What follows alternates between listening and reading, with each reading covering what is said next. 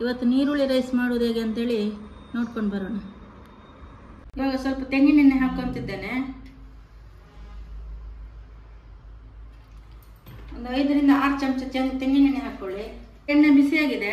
ಇವಾಗ ಸ್ವಲ್ಪ ಸಾಸಿವೆ ಹಾಕ್ಕೊಳ್ಳಿ. ಸ್ವಲ್ಪ ಬಿಸಿ ಆಗಲಿ. ಆಮೇಲೆ ಸ್ವಲ್ಪ ಜೀರಿಗೆ ಹಾಕ್ಕೊಳ್ಳಿ. ಜೀರಿಗೆ ಮತ್ತು ಸಾಸಿವೆ ಚೆನ್ನಾಗಿ ಬಿಸಿ ಆಗಲಿ. ಸ್ವಲ್ಪ ಕಡಲೆ ಹಾಕ್ಕೊಂಡಿದ್ದೇನೆ. ಕಡಲೆ ಬೀಜ ಚೆನ್ನಾಗಿ ಫ್ರೈ ಮಾಡಬೇಕು.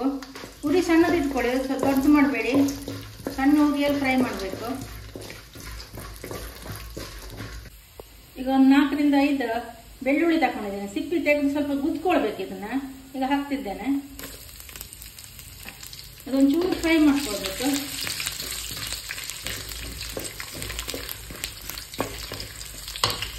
ಬೆಳ್ಳುಳ್ಳಿ ಫ್ರೈ ಆಗಿದೆ. ಇವಾಗ 4 ಹಸಿಮೆಣಸು ತಗೊಂಡಿದ್ದೇನೆ, ಅದು ಹಾಕ್ತಿದ್ದೇನೆ.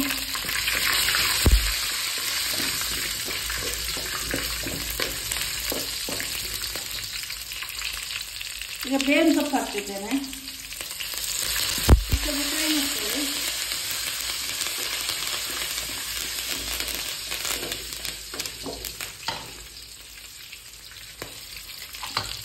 ಇವಾಗ 2 ನೀರುಳ್ಳಿ ತಗೊಂಡಿದ್ದೇನೆ, ಸಣ್ಣಾಗಿ ಉದ್ದ ಹಚ್ಕೊಳ್ಬೇಕು.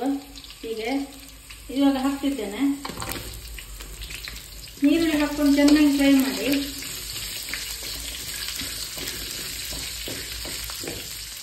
ಇವಾಗ ನೀರುಳ್ಳಿನ ಸಣ್ಣ ಉರಿಯಲ್ಲಿ ಒಂದು 10 ನಿಮಿಷ ಫ್ರೈ ಮಾಡಿದ್ದೇನೆ. ಚೆನ್ನಾಗಿ ಫ್ರೈ ಆಗಿದೆ. ಇದು ಇವಾಗ ಸ್ವಲ್ಪ ಉಪ್ಪು ಹಾಕ್ತಿದ್ದೇನೆ. ಆಮೇಲೆ ಒಂದು ಅರ್ಧ ಚಮಚ ಅರಿಶಿನ ಹುಡಿ ಹಾಕ್ತಿದ್ದೇನೆ. ಹಾಕೊಂಡು ಚೆನ್ನಾಗಿ ಮಿಕ್ಸ್ ಮಾಡಿ.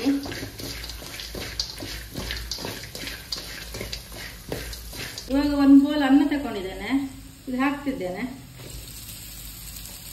ಹಾಕೊಂಡು ಚೆನ್ನಾಗಿ ಮಿಕ್ಸ್ ಮಾಡಬೇಕು.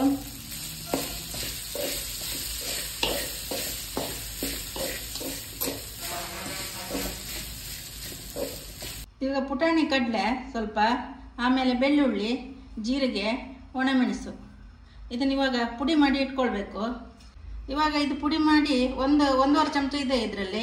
ಇದನ್ನ ಇಷ್ಟು ತಗೊಂಡಿದ್ದೇನೆ. ಇವಾಗ ಸಾಕು ಇದಕ್ಕೆ. ಇವಾಗ ಪುಡಿನ ಇದಕ್ಕೆ ಹಾಕ್ಕೊಳ್ಬೇಕು. ಹಾಕೊಂಡು ಚೆನ್ನಾಗಿ ಮಿಕ್ಸ್ ಮಾಡಿ. ಅರಿಶಿನ ಹುಡಿ ಬೇಕಾದ್ರೆ, ಕಲರ್ ಬೇಕಾದ್ರೆ ಒಂಚೂರು ಅರಿಶಿನ ಹುಡಿ ಹಾಕ್ಕೊಳ್ಳಿ.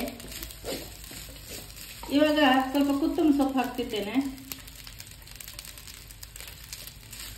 ಗ್ಯಾಸ್ ಬಂದ್ ಮಾಡಿ ಒಂದು ಅರ್ಧ ಲಿಂಬೆ ಹುಳಿ ಹಿಂಡ್ತಿದ್ದೇನೆ.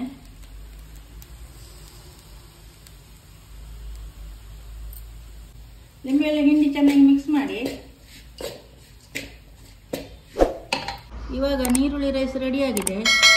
ವಿಡಿಯೋ ಇಷ್ಟ ಆದಲ್ಲಿ ಒಂದು ಲೈಕ್ ಮಾಡಿ, ಹಾಗೆ ನಮ್ಮ ಚಾನಲ್ಗೆ ಒಂದು ಸಬ್ಸ್ಕ್ರೈಬ್ ಮಾಡಿ.